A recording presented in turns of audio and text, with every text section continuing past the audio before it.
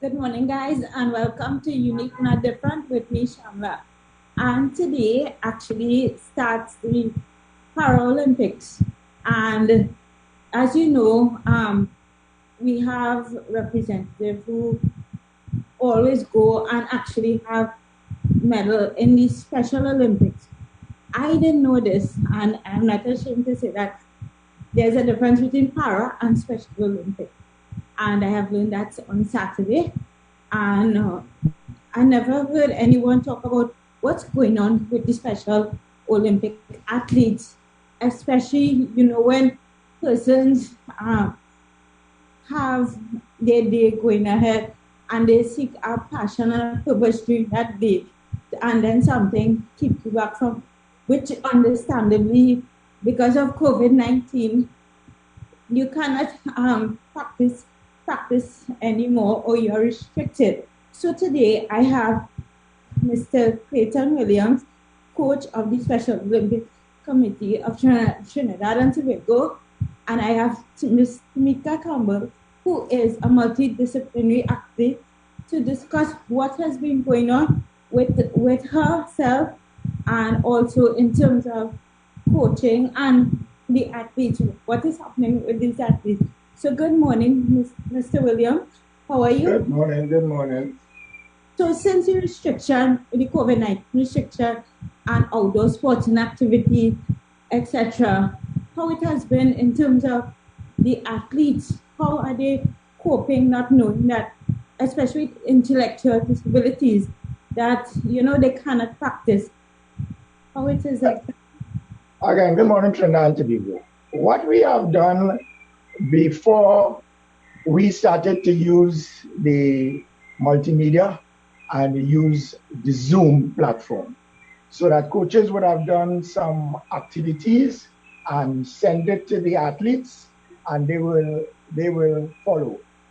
Once a week, we will try to get everybody in on one platform, and we'll go through some activities. That's what we were doing in the early part of it. Now that the restrictions has been lifted a little bit, we had seek the permission from the health authorities to work with the athletes who are preparing for international games. So we have two teams that are preparing. One is a bocce team for USA Games coming up soon, and one a floorball team for 2022 Winter Olympics in Kazan, Russia. Nice. And Tamika, can you tell me what sports are you involved in? You're on mute. So can you tell me what sports are you involved in?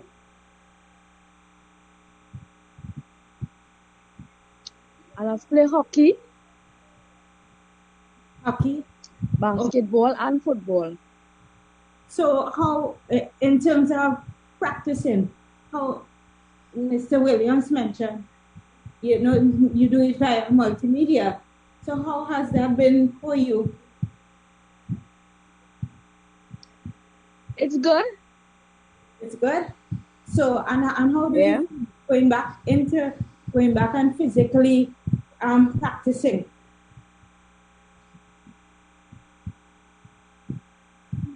You want me to react? I know. Okay, so how it has been coming back and meeting your friends and practicing? Yes, I'll meet them, yes. Are you excited? Yes, I am excited, yes. I can imagine. So, Mr. Williams, in terms of fundraising and stuff like that, I know that you all have a fundraising activity on Saturday. Can you tell me a little about that? And what is the purpose? In preparation for Kazan, finances is one of the most important things. So we have different committees within the Special Olympics movement. And the Parents Committee of Special Olympics has organized a lunch and bake sale at the poolside of the Center Excellence on Saturday the 28th. There will be a variety of menus. It's only at $40. You can get a barbecue or a curry or a pilau. You could get a veggie dish. And if you're not interested in those aspects and you like on the sweet side, you could get a pastry dish also, all for the price of $40 for any one of the four choices. And in terms of the Ministry of Sports and Youth Affairs involvement in the Special Olympics, how is there any collaboration in terms of funding or facilities or anything like that? Yes, the Ministry of Sport and the Minister of Sport has been very good to us. Recently, they have afforded us some space at the Maniramjan Stadium. We just opened an office there that was handed over a couple of weeks ago. And usually we will have to apply for subventions, and they would usually assist us in getting the teams to the games. So they are very influential and in our and supportive in our ventures. Tamika, back to you. In terms of what are you looking forward to for the next Special Olympics and also the US Games?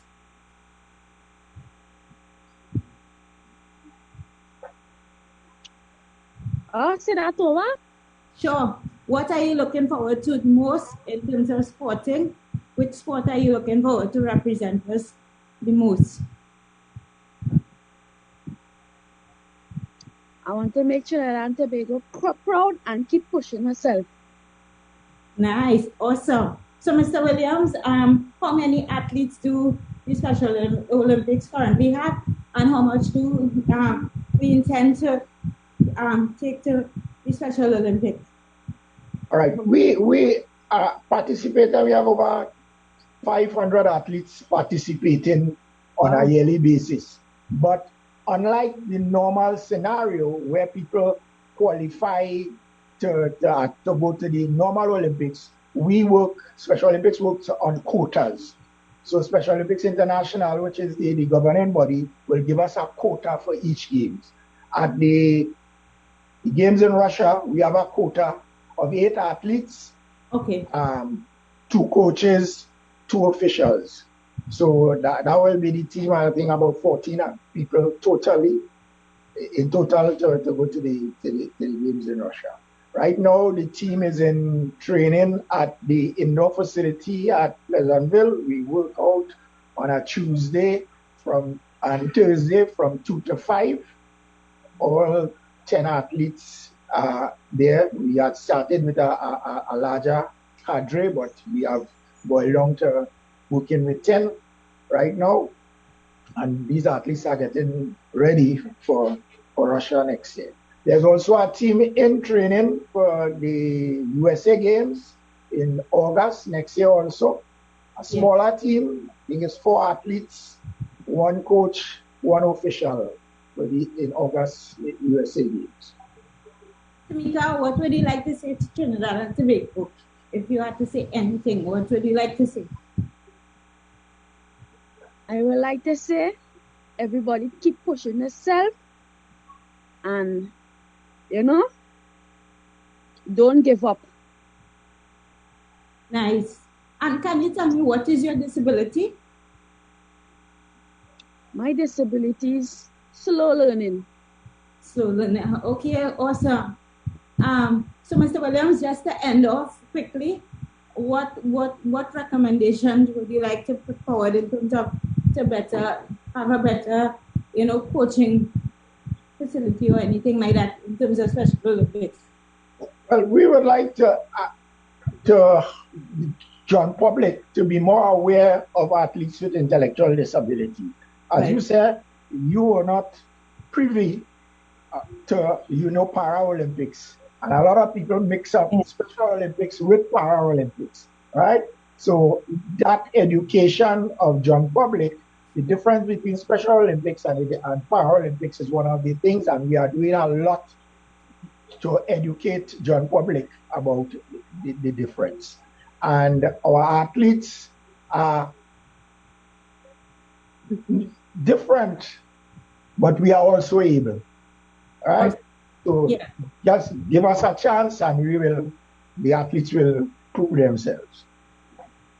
And I want to say thank you so much for coming and sharing this information with us. And guys, I want to say thank you for tuning in to this week's segment of Unique and Different. We are actually going to have a continuous conversation with Special Olympic athletes come share their stories and share their life during what happened, what they did during the COVID-19 and their experience now versus then. So guys, until then, be good, do good. Bye guys. Thank you. Good.